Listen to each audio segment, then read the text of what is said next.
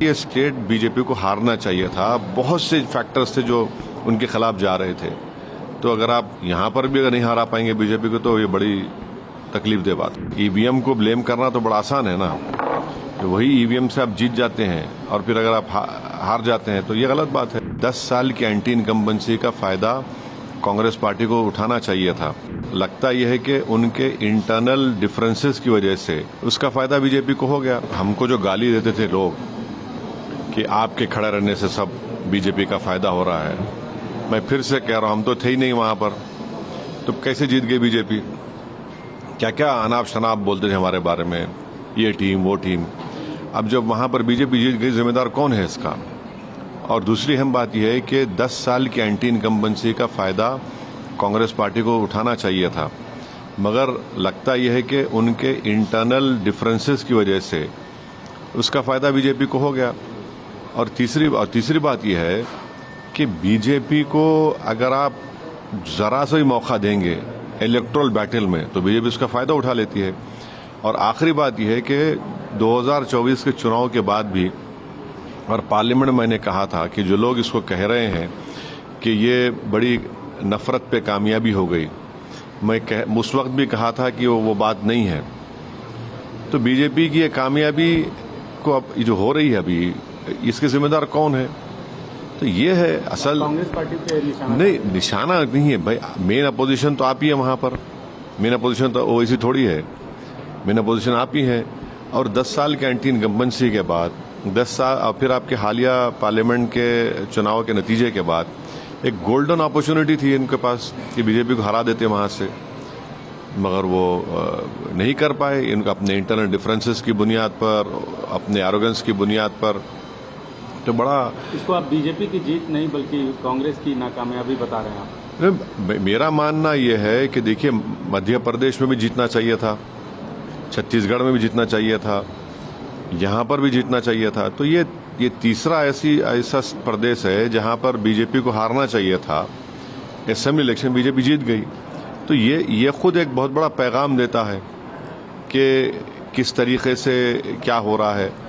तो जहां तक मेरा ताल्लुक है, हमारी पार्टी हम तो डिसाइड के नहीं लड़ेंगे, मगर इतने बड़े लोग इस पार्टी के मुझसे भिजाए लोगों के आप चुनाव लड़िए, बोला नहीं लड़ेंगे हम चुनाव लड़ेंगे, अपनी तरीके से लड़ेंगे।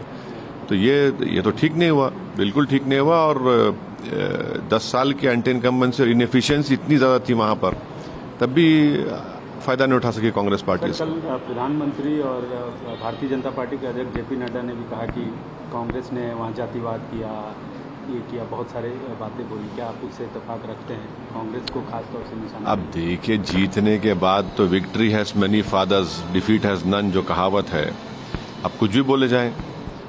अब जाहिर है, तो अब ये ईवीएम को ब्लेम करना तो बड़ा आसान है ना, तो वही ईवीएम से आप जीत जाते हैं और फिर अगर आप हार जाते हैं तो ये गलत बात है। अब बोलते हैं, मगर ये मेरा ओपिनियन ये है कि ये स्टेट बीजेपी को हारना चाहिए था। बहुत से फैक्टर्स थे जो उनके खिलाफ जा रहे थे। तो अगर आप यहाँ पर भी अगर नहीं हरा पाएंगे बीजेपी को तो ये बड़ी तकलीफ दे बात है। सर, जो 5 एमएलए नॉमिनेट किया है सेंट्रल गवर्नमेंट ने, उस पर उमर अब्दुल्ला कह रहे हैं कोर्ट जाएंगे, राहुल गांधी ओवैसी वैसी ही बातें कर रहे हैं। आपका क्या राय है? नहीं, एक्ट देखिए, एक्ट में तो है वो हमने 370 को अपोज किया। उसूलन अखलाकन कॉन्स्टिट्यूशनल प्रोप्राइटी डिमांड करती है कि जो भी सीएम होगा उसके ओपिनियन से, उनकी रजामंदी से आप अपॉइंटमेंट करिए। मगर एक अजीब व गरीब किस्म का एक्ट पास किया गया 370 का, जिसमें आपको एक मिसाल देता हूं। कैबिनेट की मीटिंग होगी, उमर अब्दुल्ला की कैबिनेट मीटिंग होगी, तो एलजी का रिप्रेजेंटेटिव बैठेगा उसमें और वो बताएगा एलजी को कि इसको कबूल करे ना करे। अगर उमर अब्दुल्ला कैबिनेट के मिनिस्टर को दिल्ली जाने का है, दिल्ली जाने का भी है, तो उसको एलजी से परमिशन लेके जाना पड़ेगा। एक प्यून को अपॉइंट नहीं कर सकता सीएम वहां का।